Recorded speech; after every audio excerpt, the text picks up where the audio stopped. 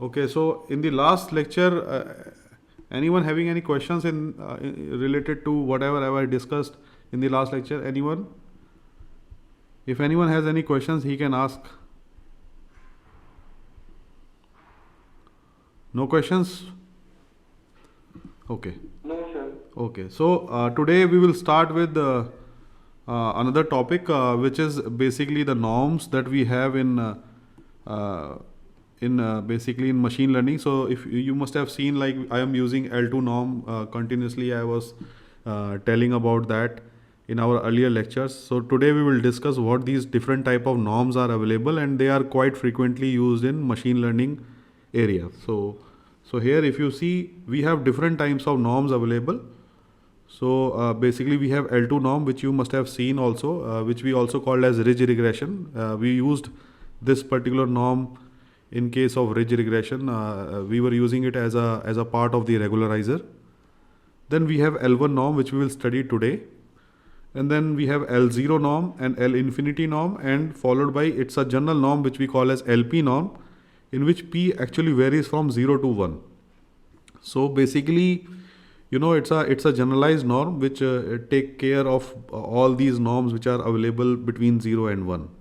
So it's a generalized norm. So let us discuss each of these norms in a bit detail, so that once we move to L1 norm, you will feel comfortable about what these norms are actually. So before going further, we should know that what is the reason behind using these norms, because if we are using them, definitely there must be some reason behind it, otherwise there is no point in using them, right? So you must have also seen in our earlier lectures that machine learning basically is nothing but it's a manipulation of the vectors and matrices. So basically it is an intelligent way of using the vectors and matrices which we have in linear algebra, and we are using these as the basic units for writing our algorithms for machine. So so one of the prime reasons for using these norms which I have just discussed in the above slide is to find out basically how big a vector or a matrix is. So sometimes you want to know like whether this matrix or this particular vector is bigger than the other vector or not. So you want to know how big a particular vector is compared to the other vector. So the norms are basically used to quantify that. So it is nothing but it's basically a mapping of a vector or a matrix into a number, which actually signifies how big this number is. It will signify how big a vector or a matrix is. So it's basically a mapping of a vector or a matrix into a single unit, which we call as number. So norms are basically used to do that. And the second reason is to find out how close one vector or a matrix is from the other. So sometimes when we will be discussing clustering algorithms later on in our course, we will see how we will define a distance between the 2 points, and if they are too close to each other, we consider them as a single cluster.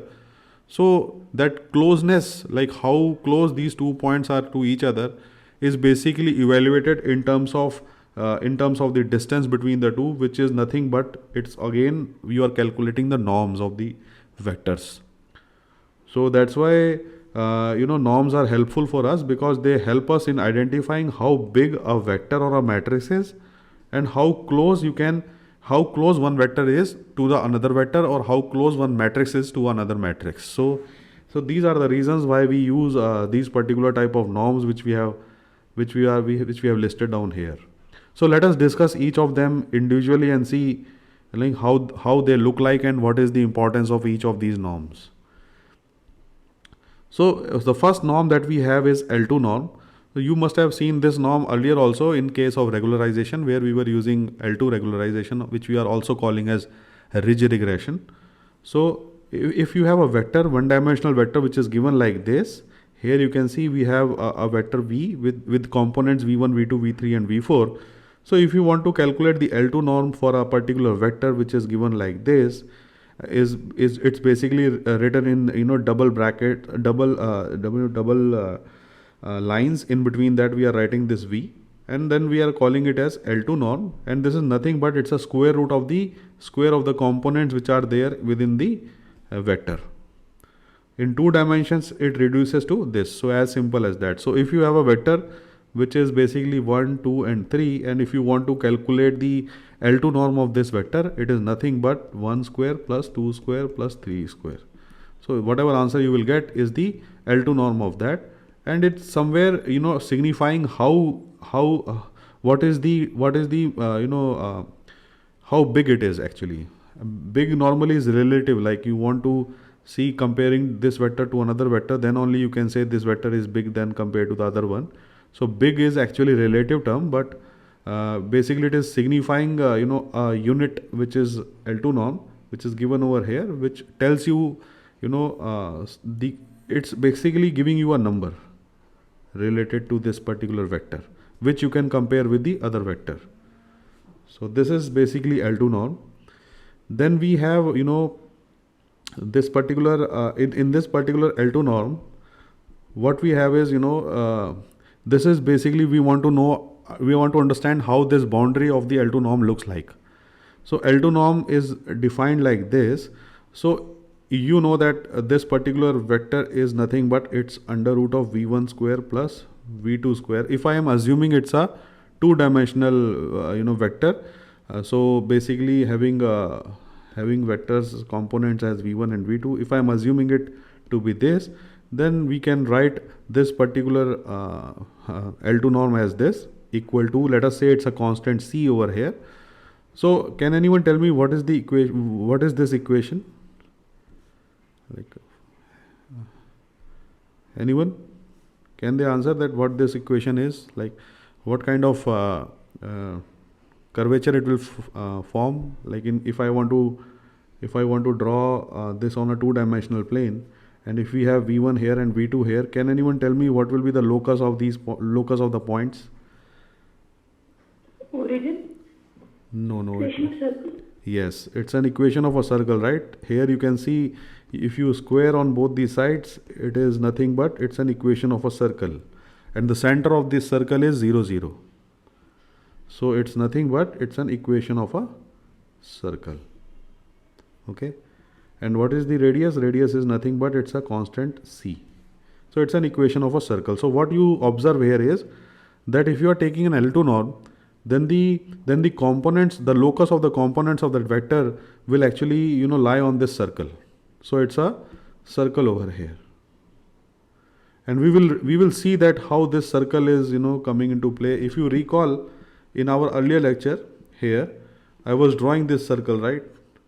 So this circle is nothing but the constraint set that you have for in case of L2 regularization. I was telling you this part, right? This part forms a circle. So that is what this particular equation of a circle, because it is coming from the L2 norm of the constraint set. So right now here it is theta 1 and theta 2, and because these are the parameters which we are trying to optimize. Here it's a general representation. I am doing it with v1 and v2. You can actually write theta 1 and theta 2 also here, because these are the parameters which we are actually trying to optimize. So it looks better to write theta 1, theta 2 rather than v1 and v2. So this is the locus of the points, like all the theta 1 and theta 2 will be lying on these on this particular circle.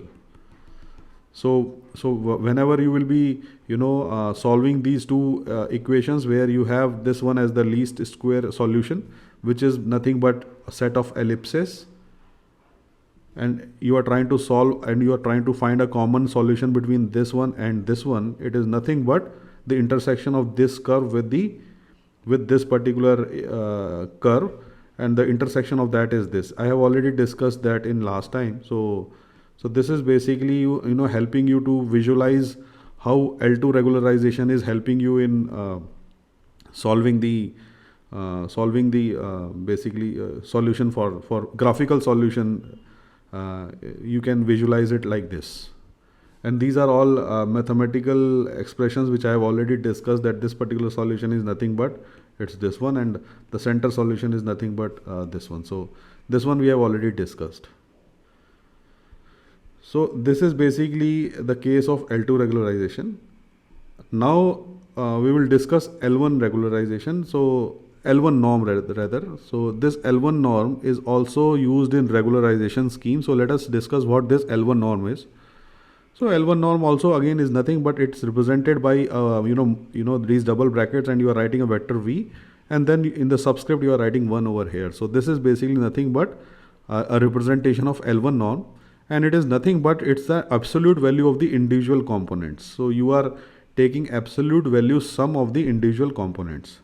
So here if you observe, if you have a vector v which is like this, -1, -2, 3, let us say, then the L1 norm of this will be absolute values of all these individual components.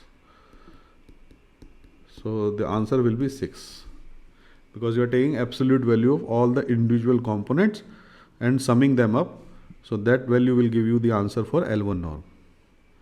So if in case if it is a two-dimensional vector, then you know that v3 and v4 will not be there, because for 2 dimensions we have v1 and v2. And let us see what will be the locus of the points v1 and v2 for this particular L1 norm. So here you can see this is basically what I am doing is I am trying to put this equal to a constant c, and for a two-dimensional scheme you have this particular thing. So it's a this particular thing you have. So can anyone tell me what will be the locus of the points here? What will be the diagram for this? In the earlier case it was a circle, right? We saw that if I put v1 and v2, we were getting this as the equation of the circle, right? So here can anyone tell me what will be the locus of all these points? What will be the diagram or the geometry for L1 norm?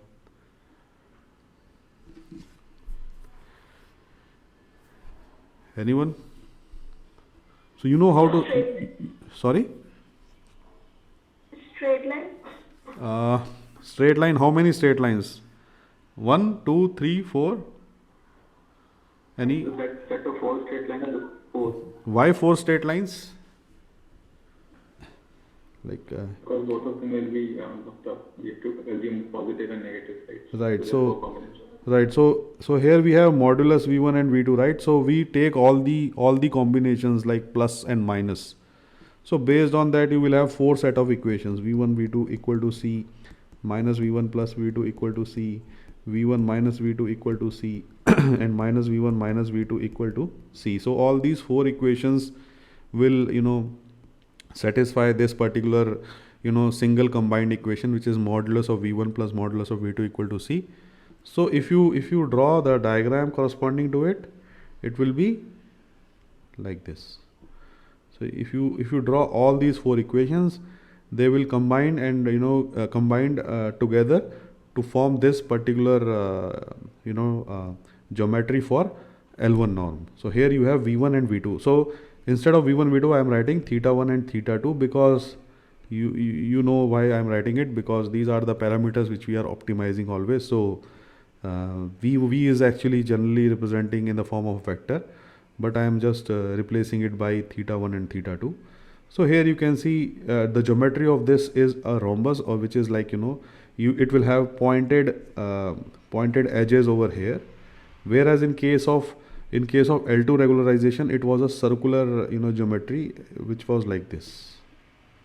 So we will see what is the advantage of having L1 regularization in the coming slides, but this type of geometry do helps us in solving some of the important problems in machine learning. So we will see that how we are doing it, but you for now you can you should be comfortable with with the diagrams. Like if I am saying L2, what it means is the constraint set will be circular, whereas if I am saying L1 norm, then you can see the boundary will be rhombus. So this thing you have to be comfortable with. So if any questions related to this, you can ask me, otherwise we will move forward. So this is basically L1 norm. So now again another form of norm we have is L0 norm, which we do not use because of it requires high computational effort, so it's never used, but we do approximate it with some closely available norms, but that is out of course.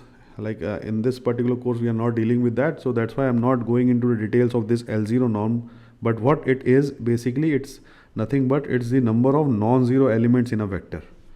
So if you have a vector which is like this, suppose, so what it is trying to if I want to find a L1 norm of this particular thing, it will be 3, 5. Why 5? Because it is trying to find how many non-zero elements are there in this vector, and here you can see in this vector 5 elements are there which are non-zero, so that's why L0 norm is 5. So there is we are not going into details of this particular specific norm because of its high computational demand, and it's not used that regularly. What we do is we try to approximate this L0 norm with L1 norm, which is actually it's basically out of scope from this machine learning course, but what I wanted to make you understand is there is one norm which is L0, and how it is computed, it's like this. So you must be aware of this, right? So just we will not discuss too much details of this. So now we have L infinity norm. Again, this is again not included in this machine learning course, but you must know how to calculate it. So it's nothing but it's a maximum of the individual components of the vector. So in this particular case, basically individual components which are absolute valued. So it's not absolute value has to be taken off for this vector. So in this particular case, if you see, if you want to calculate L infinity norm, it will be max of all the individual components with absolute valued. So here you have, so the answer for this will be 2. So this will be your L infinity norm. So this is what is we are trying to say here in mathematical form also. So we are getting maximum value of the absolute values of the individual components. So here it is showing you a generalized. So right now we are again, so there is one more norm which is left, which is LP norm. LP norm is nothing but it is defined in this way, and you can see here P is greater than 1. We are assuming here this P is greater than 1. So basically we are trying to capture how this particular norm, which is a generalized norm between 1 and 2, it's basically trying to capture that with a generalized expression that involves a parameter P over here. So this is P here, not 2. So if you vary P from P equal to 1 to P equal to 2, or to P equal to 3 to P equal to 4, and if you keep on varying, the type of curves that you will get will be like this. If you plot this LP norm of a vector for P greater than 1, it will change its shape from rhombus, as you can see here, which we had discussed last time, for P equal to 1. And to P equal to 2, if you see, we have also discussed this case, which is a circular case. And then if you keep on increasing the values, and if you reach to infinity, which we have also discussed, which is L infinity norm. So L infinity norm will be nothing but it's a square. So you can see how the diagram is changing, like how the constraint set that you will be using for your optimization problem is changing. Like earlier it was a circular, which we discussed in rigid regression, and now in case of L1 it is changed to this one, and we will see what is the advantage of this particular particular boundary as compared to the circular boundary. We will see that in our coming slides, but you can see how this is changing with different values of P. So any questions here? Am I audible to all of you? Any disruption in terms of the net or something? Is my voice clear and screen is also visible to all of you? Yes, sir. Okay. Yes, sir. Okay. So you can see how this boundary is changing as you are varying the value of P. So now, once we have this, the same concepts applies to matrices also. If you remember the earlier cases where we discussed L1, L2, L infinity and LP norms, they were related to vectors. The same concepts can be applied to matrices also, and in case of if you want to calculate the L1 norm of a matrix A, then what you have to do is you have to actually calculate the maximum value of the absolute column sum of the matrices. So basically, if you have a matrix like this, and if you have A, B, C, let us say D, E, F, G, H, I. So basically what you will do is you will actually calculate the sum of all these individual columns, and then you will find the maximum out of this. So whatever will be the maximum value, that will give you L1 norm.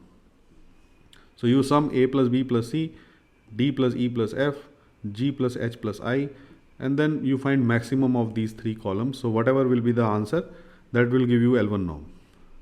Similarly, L2 is basically nothing but it's a singular value that you have to calculate for this. You have to calculate the decomposition of this matrix. From there you will get this singular value, and that singular value, the maximum singular value of that is basically the L2 norm. So once you do the decomposition of this matrix, you know that the singular values will be arranged from the maximum to minimum in the diagonal matrix format. So so this maximum value that you will have will be corresponding to the L2 norm of that matrix. And similarly, L infinity norm is evaluated by calculating the row sum. So you will calculate the rows, summation of these rows A, D and G. Let us say A plus D plus G.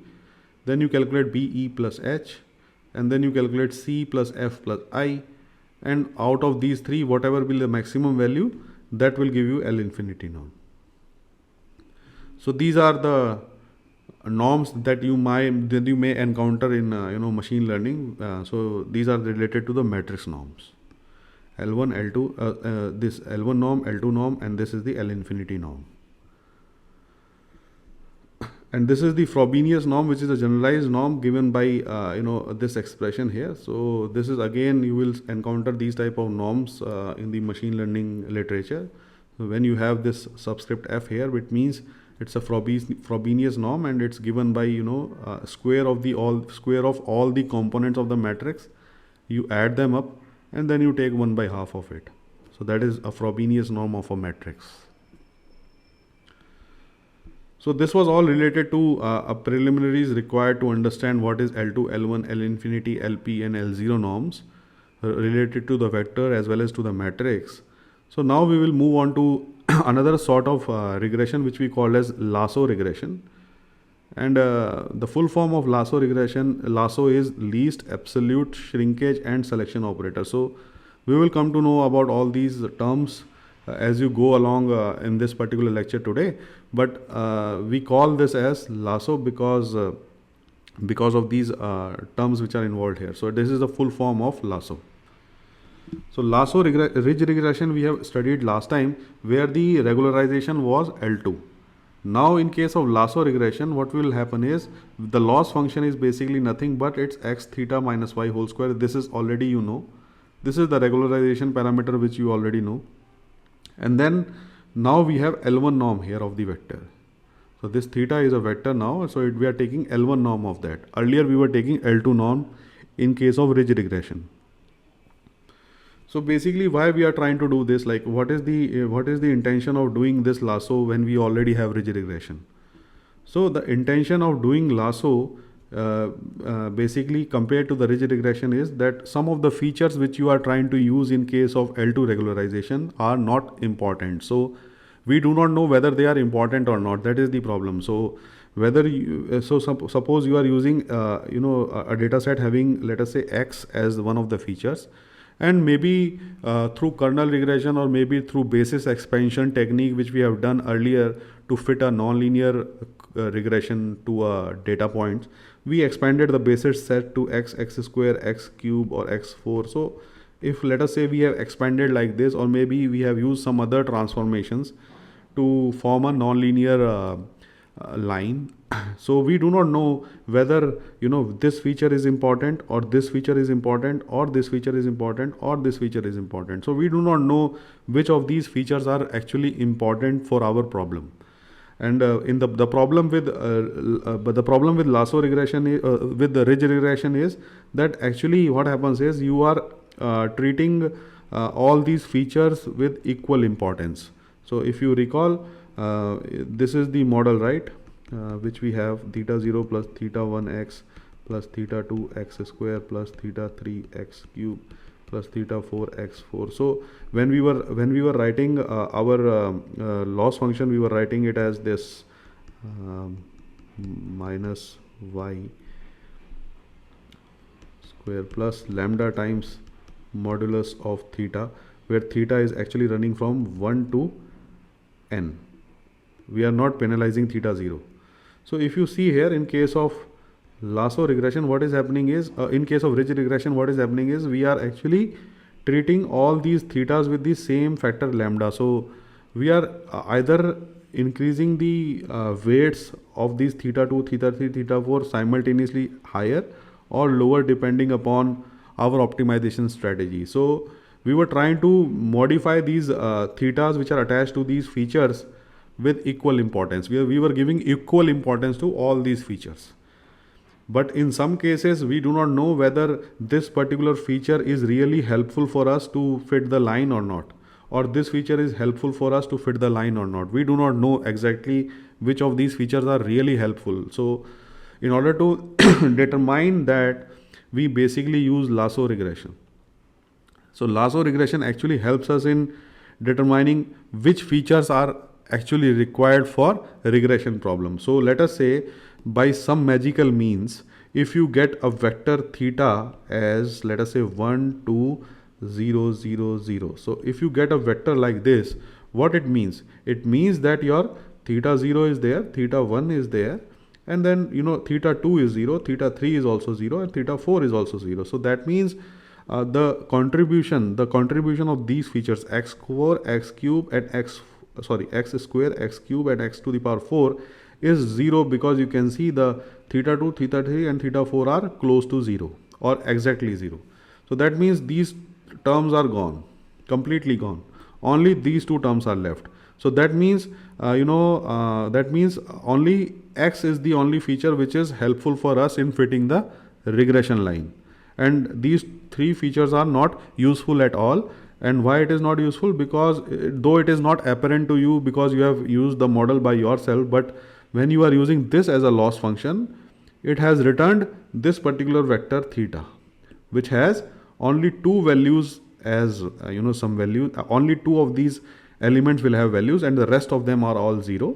That means these components are not important at all for this particular set of problem. Only this and this component is important. And this was not the case in case of your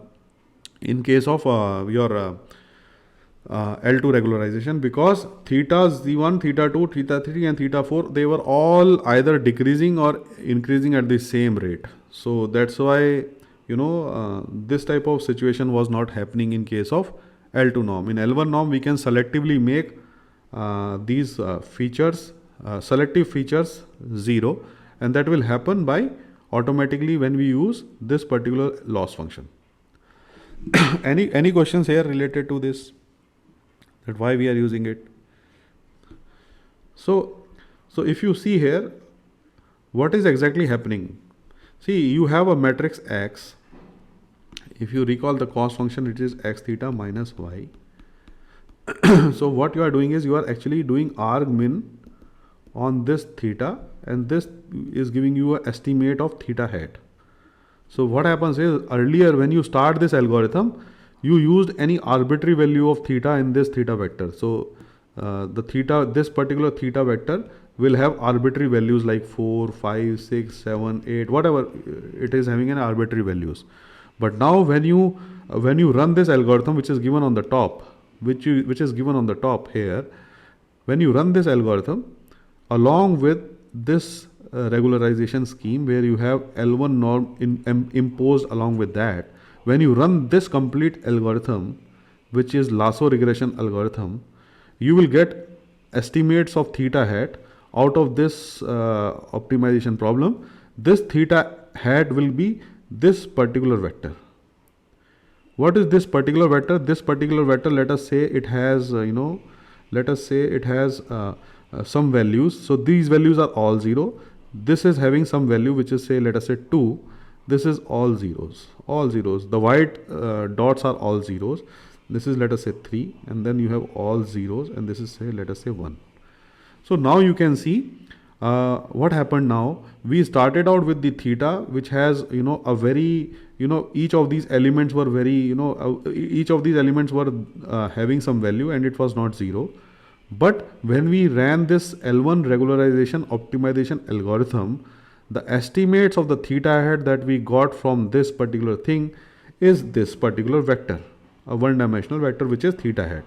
And you can see most of these components are zero, and only few of them are ones, and that is shown by these highlighted points, which is 2, 3 and 1. So it's a vector containing only it's a vector having 1, 2, 3, 4, 5, 6, 7, 8, 9, 10. It's a vector having, dimension 11 cross 1, out of which only 3 elements are 1, 3 elements are non-zero, and the rest of them are all 0. So what will help, what this will help us in doing? What this will help us is to, select these features. So here you can see we have this X matrix.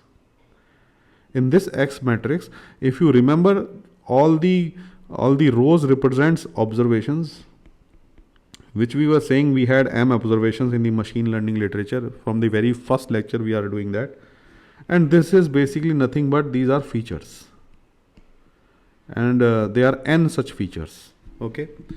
So what we do now is, when we got this estimate theta hat, so what this theta hat is doing is it is selecting a specific column. So if you see this particular point, it will select, let us say, this column. So it will select this column. So 2 times this column, which I have written over on the top, plus this third one will select this column, let us say. So now it will be 3 times this column, which is this one, plus 1 times, let us say you have another column here, it is selecting that column here. Okay. So what it is doing now, when you have estimated theta hat, it is selectively selecting some of the columns of this matrix. And what are these columns? These columns are actually nothing but they are the features of the observation, right? So they are nothing but they are selecting the features. So you have here, right, x square, x cube, and then you have x to the power n features, let us say. So what you are doing is you are selecting x cube as one of the features which are weighted by 2. You are selecting, let us say, x to the power 6th feature as here, and this is x to the power 7th feature as here, and rest of all the other features are all 0. So that means lasso regression is helping out in automatically selecting which features are really important for this particular problem and which features are not important. So this particular strategy of doing optimization will give you this particular vector, which we also called as sparse vector. Why we call it as a sparse vector? Because sparse vectors are those vectors where most of the components of that vector are 0 and only few of them are ones. Ones means, having some value. So that type of vectors are called as sparse vectors. These vectors are dense vectors because there are no values which are 0, or if they are very less. Whereas in case of sparse vectors, most of the values will be 0 and only few of them will be ones. That's why we call them as sparse vectors. So the advantage of lasso regression is that the vector which you obtain by solving this L1 regularization, it will give you a sparse vector outside. That is the advantage of running this lasso regression. If you would have done the same thing with L2 regularization, then the scheme would have been like this: lambda, theta, this one. You have L2 here.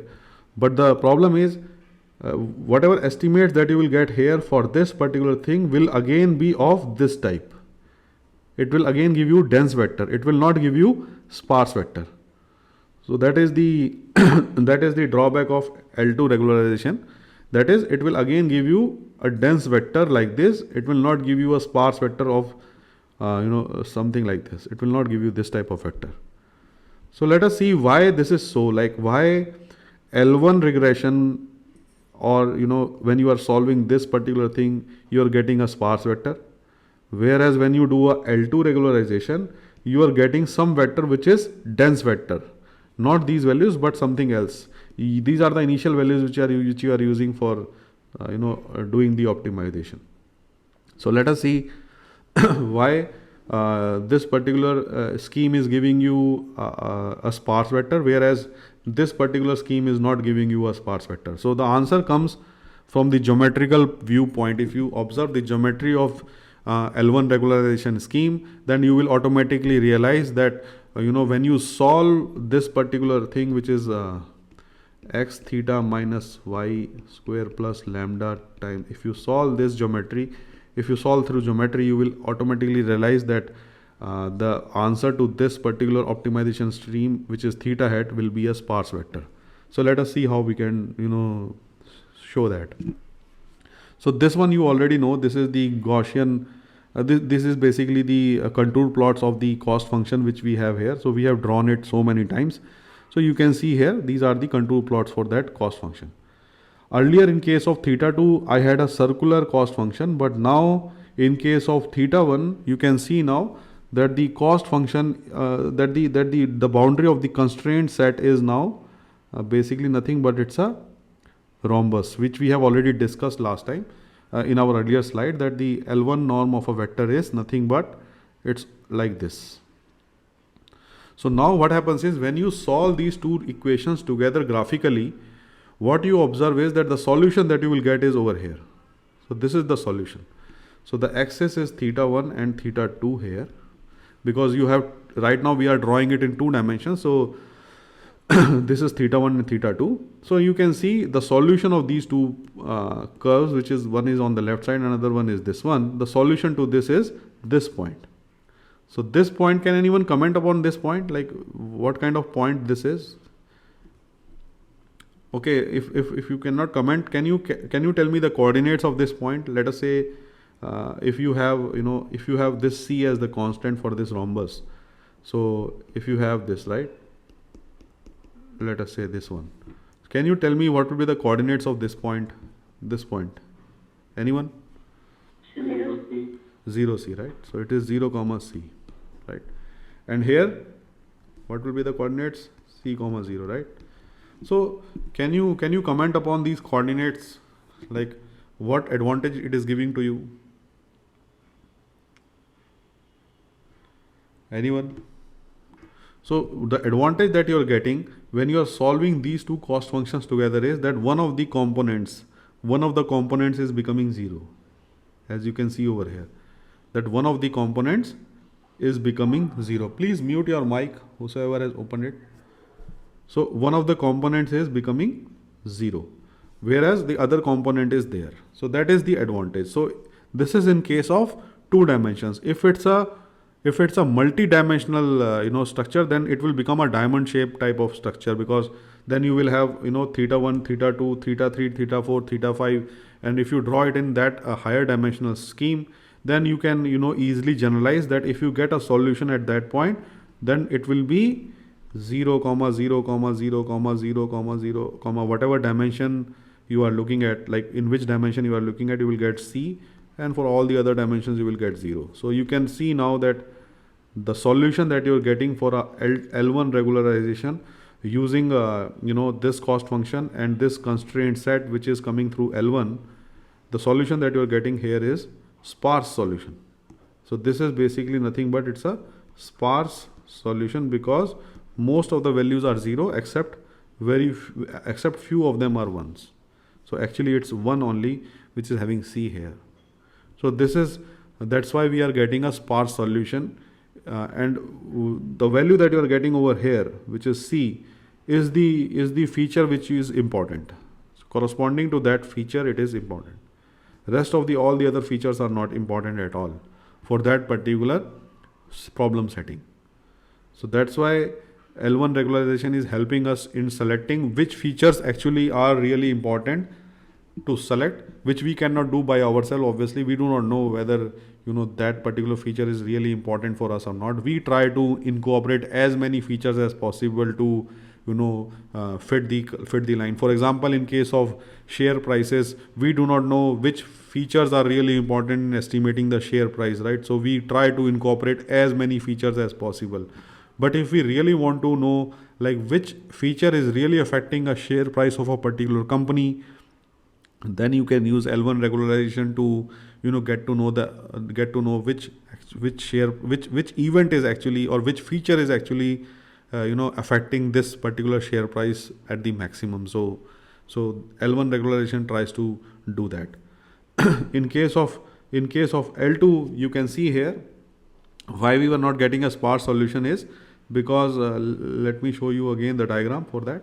So here you can see this is for case of L2 regularization, and here the intersection point which you are having here, if you see here, this will give you a coordinates, let us say 1, 2, just for example. So here this particular coordinate will have, let us say 1, 2 as the coordinates, and none of them are 0.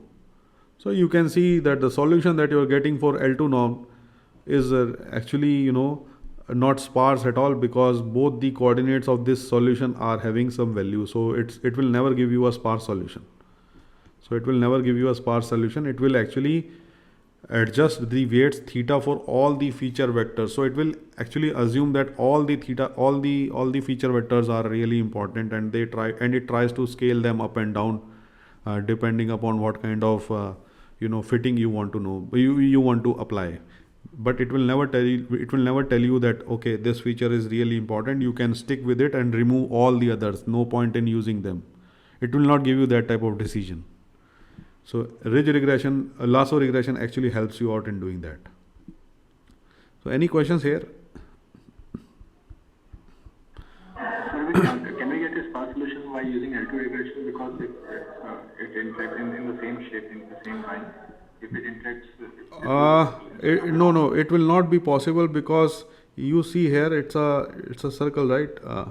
The chances are that it will not happen, because you can see this particular curve will it will not end up getting at this point. So it will be a highly unstable situation where you will have this. So chances are very less that it will give you this point as the answer.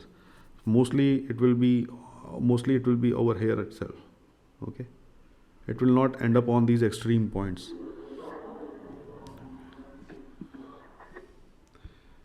Whereas in case of L1 regularization, you have these pointed peaks which will give an edge to provide the solutions, and there are very less chances that this particular contour will settle down on these edges. It will not happen. It will select these pointed peaks only to get to the solution for L1 regularization.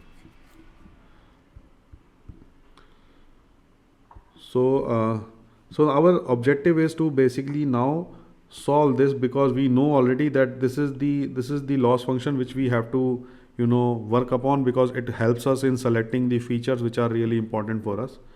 So the challenges that we have in solving this particular problem is that this particular function is actually not differentiable at x is equal to 0. So if you see basically if you plot this curve in if you plot this, it will be something like this here, right? So I'm just taking a portion of it, I'm not drawing the complete rhombus, but you can see here that these points at which you have these pointed peaks, if you take the differentiation at these points, it will not be there, because the differentiation is not possible here. So because of these pointed we have these pointed things, right? So it's not differentiable at these points. So the problem comes during the gradient descent, that at this point your differentiation is not valid, so that the normal gradient descent will not work at all if you try to use that here in case of L1 regularization. So that is basically the main challenge, like how to go about solving this particular scheme, because we cannot use the normal gradient descent optimization which we had used earlier very easily in case of L2 regularization. And we also got a closed form solution for that If you remember, it's x transpose x plus lambda I inverse, then you had x transpose y. So this is basically the closed loop solution or closed form solution for the estimates of the theta when we did for L2 regularization. Whereas in case of L1 regularization, you will not get the closed form solutions because of the differentiability problem at these pointed peaks which we have over here. So this is the main challenge. So as a result of which, there are several algorithms which are available in literature which tries to solve this with different schemes available. So if you wish to look into that, you can see so many algorithms are there which actually try to find the solutions for this particular optimization scheme. But for this particular course, I am actually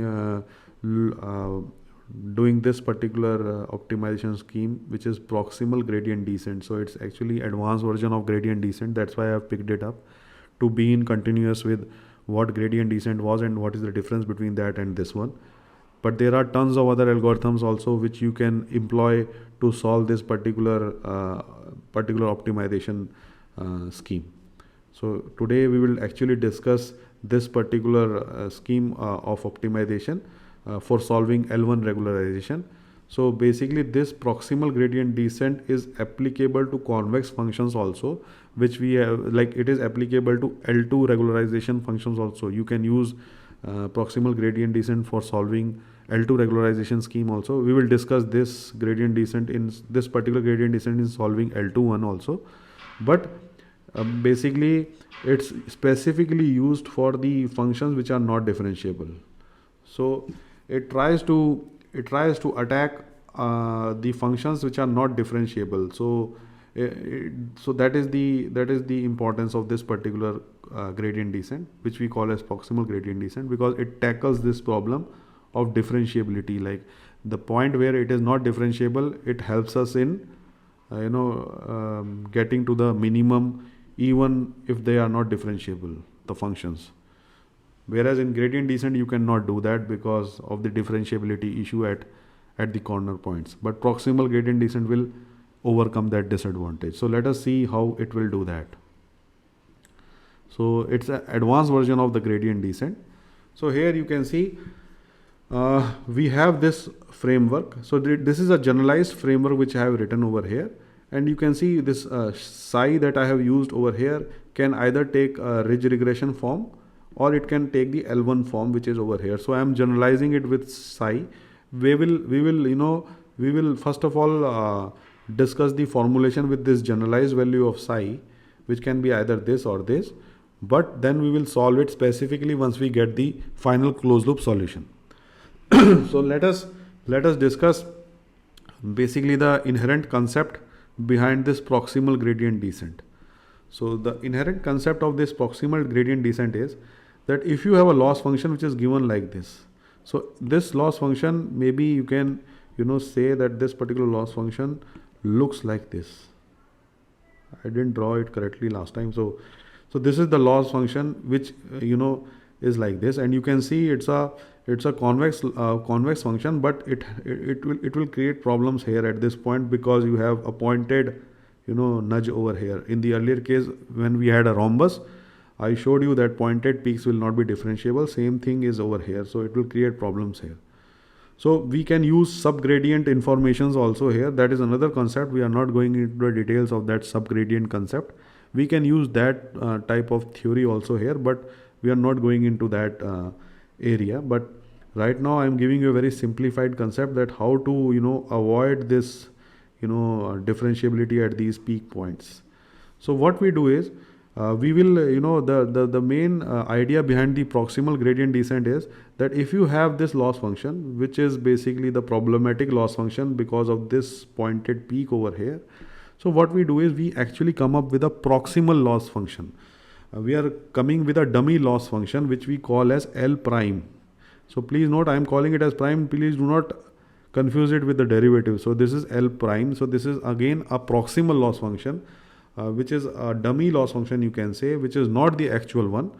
But what we are saying is that this particular cost function is defined by L prime of theta, and there are some characteristics of this loss function. The characteristics of this loss function will be that it will be convex. This is the characteristics. The first characteristics of the loss function will be it will be convex, and the second characteristics of this loss function will be that it will touch at one point of this cost function. So this is the original cost function, and this is the cost function which we want to build by ourselves, because we want to make this loss function ourselves, which is the convex one. And the point is that one of the points should touch the original loss function L theta at a point K. So this is the point, not at a point K but at a point theta K. So basically it is touching at this point. This is one of the constraints. So that is the property of selecting this loss function, and the property is that one of the points has to be touching the original loss function L theta. The second one is it has to be convex, which is over here. As you can see, it's a complete convex function. And the third point that is required for this particular loss function is that it should always be above the loss function which is given to you, which you want to address. So this one is the original one, right? And this is the dummy loss function which we are trying to find, or a proximal loss function which we are trying to find. So we want that this proximal loss function should be always above the original loss function. It should always be above. It should not go beyond it. It should not go below it like this. So we do not want this type of activity. So these are the three different expectations from this loss function. So if we can come up with this loss function having these three expectations fulfilled, then what will happen is, let us say we came up with that loss function which is given over here.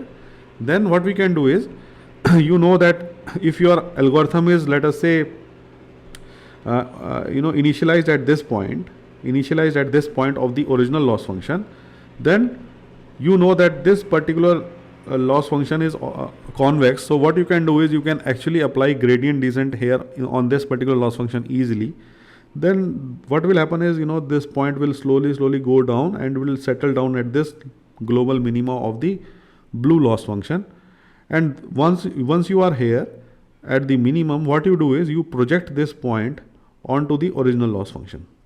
So once you are hitting through the local minima, you project global minima of this loss function, you project that point back onto the original loss function, and you will get this value. So what happens now is, this is the new value, and now what will happen is you will create another loss function which is given by this green curve. So you can see here. So now what is this green curve, what is this new loss function will do? It will also have these three characteristics. The first characteristic is that it will touch at one of the points where you have this theta k plus 1. So this point should touch the original loss function at this point. It should be convex, which we are getting over here. And the third is it should always be above the original loss function. So now you have another loss function at k plus 1 iteration. This is the kth iteration. This is at k plus 1 iteration. So when algorithm moves to k plus 1 iteration, you will get another loss function which is L prime theta, given by this color. So now what will happen now is, again, at this point you are already there, right? So now what you will do is you will again go for gradient descent. You can apply your normal gradient descent procedure, because it's a convex function. It will always go to the global minima here. So this point you will reach, and once you reach at this point, you project it to the original loss function which is here. So once you project it onto the original loss function, you are now at the new point which is theta k plus 2 at the k plus 2 iteration. So you can see now that how this theta is, how you are actually moving from this to this to this to this to this. So basically you are actually traveling along this curve, right or not? So you are actually traveling along this curve, but what you are doing is you are actually forming a proximal loss functions which are actually convex, and you try to find the minimum of that, and then you project it onto the original loss function.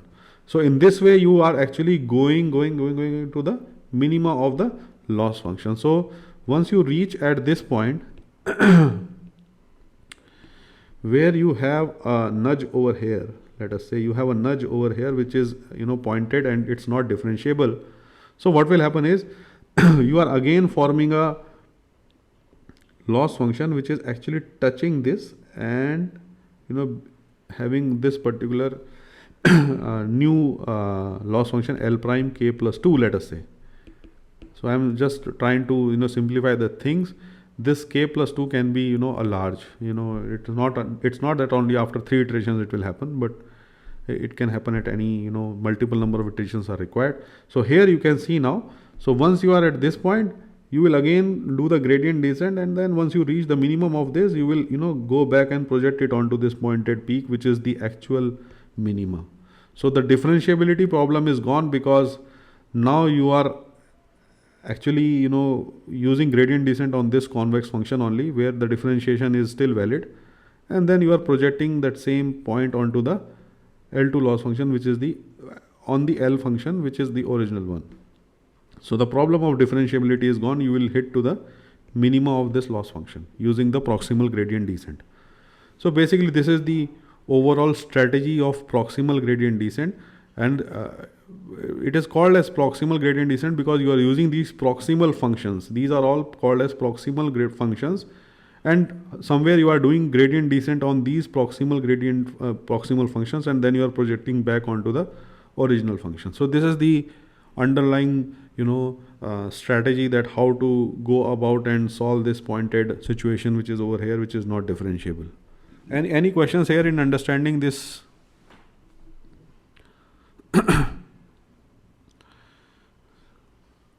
Am I audible? Or the interconnection net is there, right? Okay. So basically this will be more computationally expensive and longer. This one? Getting sparsity as a benefit. This one? Yes. This No. Optimization. No, this will not be that computationally intensive. Once you implement it, you will realize that it do converge faster compared to the. But the problem is, if you have these type of situations where a normal gradient descent will not work at all, you have to find out alternatives, right? So in that way, I think it will be faster, because I have also implemented it once, so it gave us very good results in a much the time taken was not that much. Okay, it can be done. So basically these type of problems, this proximal gradient descent actually is applied in solving the sequence of simple problems. So what we are doing is we are actually forming these simple problems of convex functions, multiple such convex functions. So that's why it's a sequence of simple problems which we are solving, and it is actually used for approaches where your regularization can be decomposed into multiple components of that multiple components. So like for example, in case of theta 2, if you write theta 2 square, it is nothing but theta 1 square plus theta 2 square plus theta 3 square. So you can easily decompose this theta vector into these individual components. So you can write it as nothing but theta j, with j running from 1 to let us say n square. So that means you can easily decompose the vector theta into its individual components by squaring them up. Similarly, for L1 also, you can actually do the same thing, that is j1 running from n to n mod of theta j. So you can actually write individual components separately.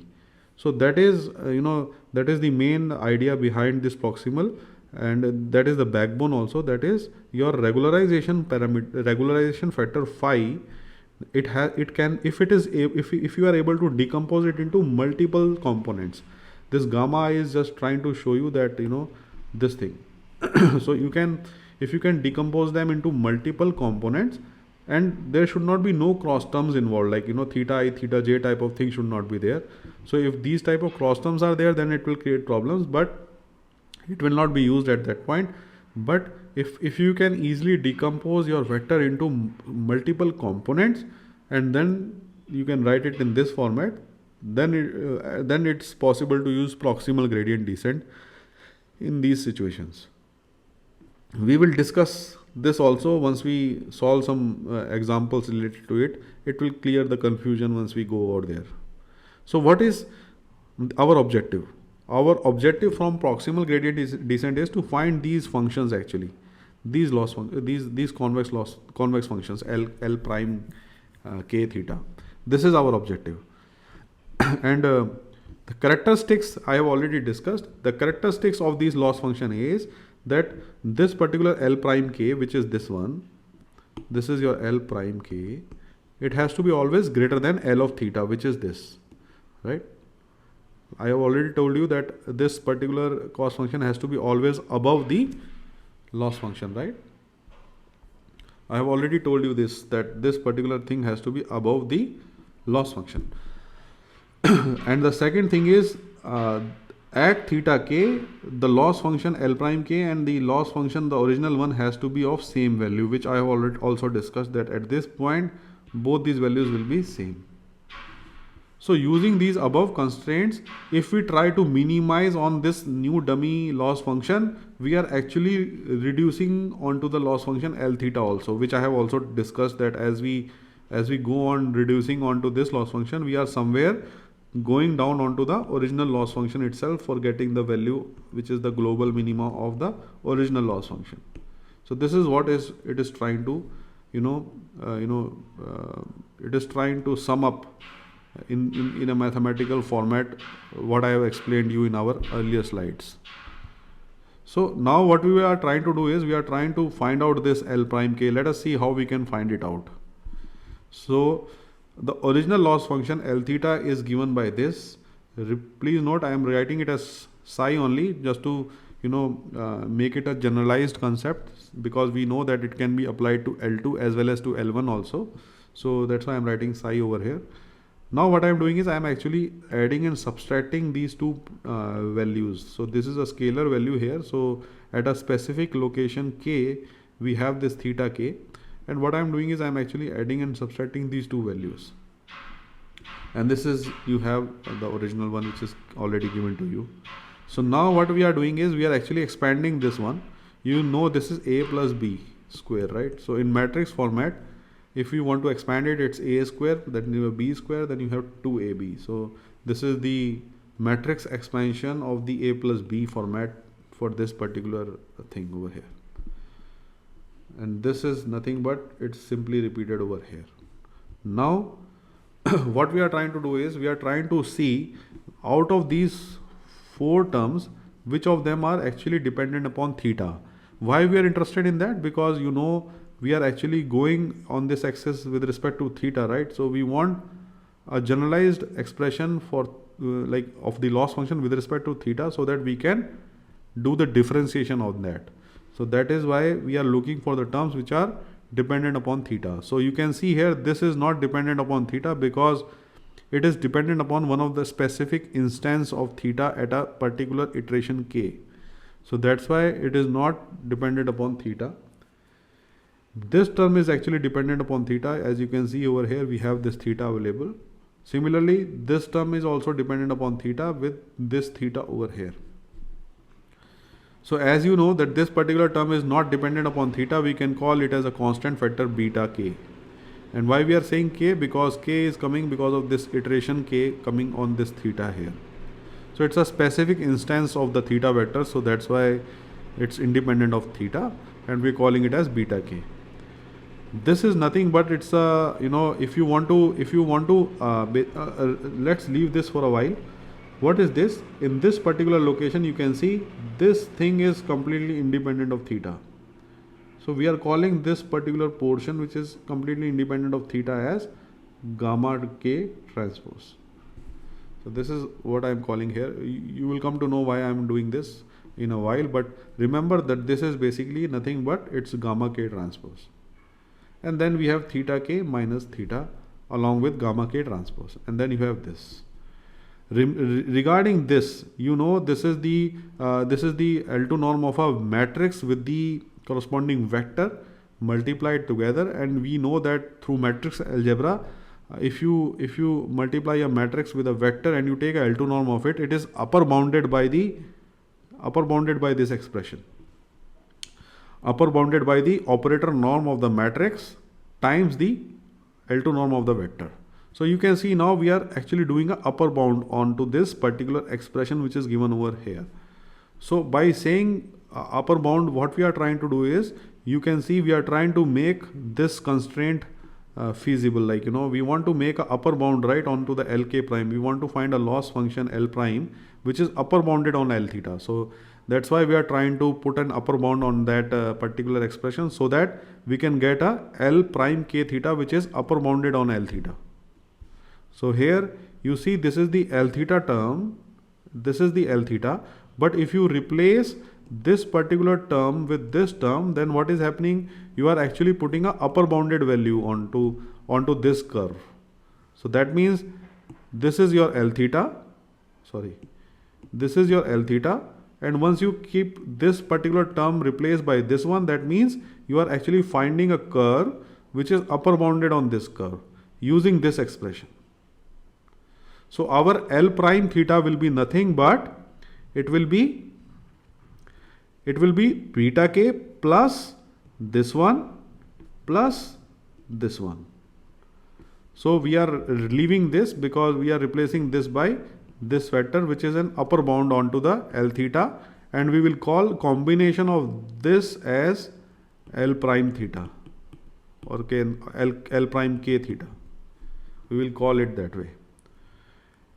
So this is basically the operator norm of a matrix. Let me give you a brief explanation of what this is. But before that, step sizes that you will take for doing gradient descent, we call this as eta, and we are actually fixing this eta to be lying between 0 to 0 and less than 1 by the operator norm. So this is basically the mathematical constraint that is required to be satisfied for your step size, that it has to be in between greater than 0 and less than the 1 by operator norm. But what is this operator norm actually? Operator norm is nothing but it is defined in this way. What it is trying to show you is, it is trying to tell you again another way of another norm. So we have already discussed norms in matrix, which is infinity norm, L1 norm, L2 norm of a matrix few slides back. There and Frobenius norm also. This is another way of defining the strength of the matrix by operator norm. So what it does is, it tries to find out how strong this A is by passing a vector V into it, and once you pass a vector V into it, it will transform this V vector to AV. So you are trying to find a transfer function of this particular expression by dividing the output by input. So what you are doing is, you are actually passing a vector V into this matrix A, and once you pass a vector V into the matrix A, it will transform it to AV bar. So what you are doing, you are taking modulus of this AV bar and you are dividing it by the modulus of V bar. So basically what you are trying to do is, you are trying to find the strength of this divided by the strength of this. So if you do this, what it gives you in fact is, it's basically giving you how strong this A is, because it's a transfer function, right? So you do it for all the vectors in the field F. So once you do it for all the vectors in the field F, you try to find out the maximum value out of that. So you try for various values of V and find out the maximum among that transfer function. So you will have multiple such transfer functions and select maximum of that. It will give you the operator norm of a matrix. And if your V vector is unit vector, then you will have only this. The denominator will be 1. So if you normalize and make it a unit vector, it will be like this. So what you are trying to do is, you are finding a maximum of the this transfer function, and somewhere it is trying to find out how strong this A matrix is. So here x dot is nothing, here A is nothing but it's x dot. So we are actually finding out this, we are actually bounding this particular L2 norm by the operator norm, which is x dot of operator norm here multiplied by the vector itself. So once we have this, what we can do is, we can actually now write L prime k theta with beta k plus the operator norm which is over here. I am replacing it with 1 by eta. So this you can see over here, right? So what I am doing is, I am just putting, this is nothing but it's x dot op, right? So what I am doing is, I am putting 1 by eta in replacement of x dot op. So what you will get is 1 by eta here, and then you will have this one, followed by 2 gamma k. Gamma k transpose is nothing but this one here. So this is gamma k transpose. And this is beta k. And this I have replaced by 1 by eta theta k minus theta square. You can see now it's greater than, right? I have already explained, if I replace this by this, it means you are actually finding upper bound, and that upper bound is given by L prime k theta. So that is what you have here. Any questions here related to this derivation? Okay, so what I will do is I will stop here, because this is again it will go further in details, so it will be difficult for me to finish this off within 5 or 10 minutes. So once once this is so if you have any questions here related to this particular derivation up to this point, you let me know if you have any questions related to what I have discussed. If not, then we will close this class today, and we will in the next session I will do this. Any question?